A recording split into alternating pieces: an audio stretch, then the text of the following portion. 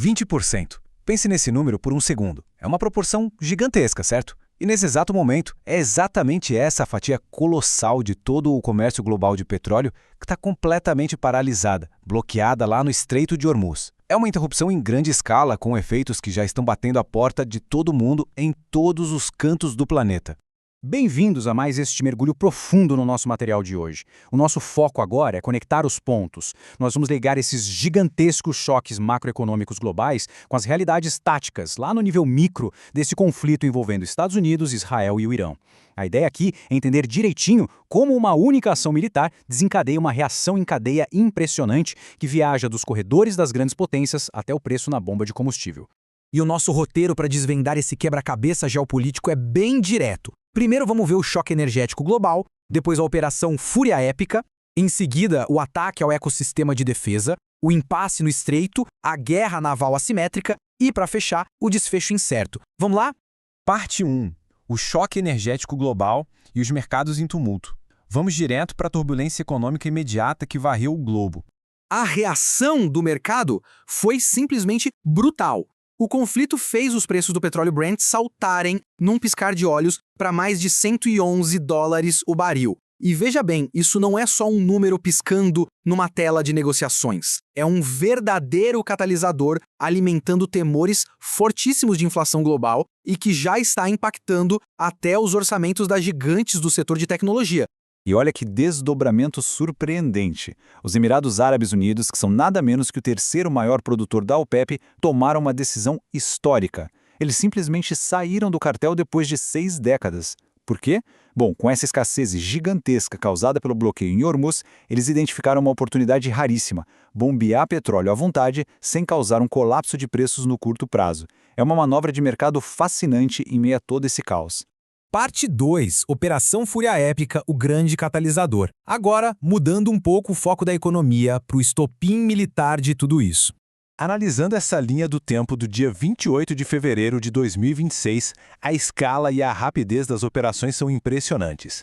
Exatamente às 9h45 da manhã, horário de Teherã, uma onda sincronizada de mais de 100 aeronaves dos Estados Unidos e de Israel lançou um ataque preventivo massivo. Nas primeiras 48 horas, as forças de defesa de Israel atingiram mais de 300 alvos, e em 57 horas, ataques extremamente focados atingiram a alta liderança política e militar iraniana. Eles combinaram força aérea tradicional com uma interrupção massiva nos domínios cibernético e espacial para basicamente cegar a capacidade de resposta. Parte 3. Mirando no ecossistema de defesa para paralisar a projeção de poder. E aqui o objetivo era bem mais complexo do que apenas causar danos de curto prazo. Para entender o nível, a precisão das operações foi totalmente cirúrgica. Essa inteligência aqui mostra que as forças chegaram a emitir ordens de evacuação antes de atacar instalações como a Kimia Partsivan Company, que é uma grande produtora de drones. A estratégia é clara: destruir a capacidade industrial na raiz. Isso sufoca a possibilidade de uma guerra prolongada, forçando o adversário a depender de um estoque de armas que é finito. E a forma como eles dividiram o trabalho na ofensiva é analiticamente fascinante. Repare que as forças dos Estados Unidos focaram pesado na destruição física de infraestrutura, como os lançadores de mísseis. Enquanto isso, as forças de Israel priorizaram os ataques contra a liderança. Basicamente, é uma divisão de tarefas estratégica desenhada sob medida para conseguir a degradação militar máxima no menor tempo possível. Parte 4. O impasse no Estreito e o bloqueio diplomático.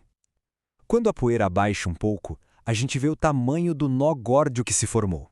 O ponto central aqui é entender por que, já na marca de 2 meses, as negociações simplesmente pararam em um beco sem saída. As exigências são como água e vinho. De um lado, Washington exige manter o bloqueio firme até que haja uma interrupção absoluta de qualquer enriquecimento nuclear. Do outro, o governo interino em Teherã propõe o fim mútuo dos bloqueios navais, exige o reconhecimento do direito de enriquecer urânio pacificamente e ainda quer cobrar por direitos de trânsito. São posições completamente rígidas, totalmente opostas. Ninguém quer dar o braço a torcer. Parte 5. Guerra naval assimétrica, o cenário clássico de Davi contra Golias. O que nos leva a uma dúvida super válida: por que a marinha convencional mais poderosa do mundo simplesmente não abre o estreito à força? A resposta curta: a geografia não ajuda.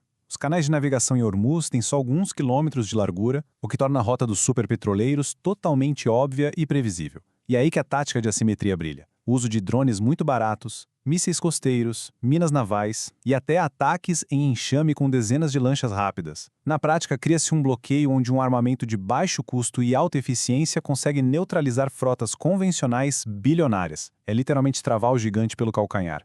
Parte 6. O desfecho incerto e a guerra de necessidade. Vamos voltar o olhar para o quadro macro e para as escolhas dificílimas que vêm por aí. Isso passou de uma guerra de escolha para uma guerra de necessidade. Essa frase, de um ex-negociador, resume a armadilha perfeitamente.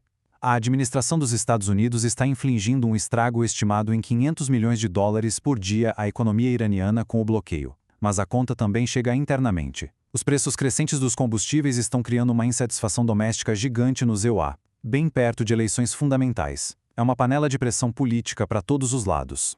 E as cartas que restam na mesa são todas incrivelmente arriscadas. Olhando de forma imparcial para as opções de reabrir o estreito, o passo 1 seria apenas sustentar esse doloroso bloqueio econômico e ver quem cede primeiro. O passo 2 é muito mais perigoso, envolvendo o uso de fuzileiros e dezenas de contratorpedadores para tentar escoltar os navios fisicamente, correndo um grande risco de baixas. E o passo 3 seria a opção mais extrema, expandindo os ataques direto para a infraestrutura civil no solo. Como dá para perceber, nenhuma dessas opções garante uma saída limpa. No fim das contas, é fascinante e assustador pensar que um canal tão estreito de água tem o poder de redefinir o custo da energia no planeta inteiro, alterando a balança comercial e deixando superpotências navais presas em alerta máximo. A fragilidade das nossas rotas de comércio globais nunca ficou tão óbvia. Quando um recurso vital para o mundo passa por um funil controlado por forças em conflito, o relógio econômico não para de bater. A pergunta que não quer calar agora é: até quando o sistema global vai conseguir suportar essa pressão colossal antes de quebrar de vez?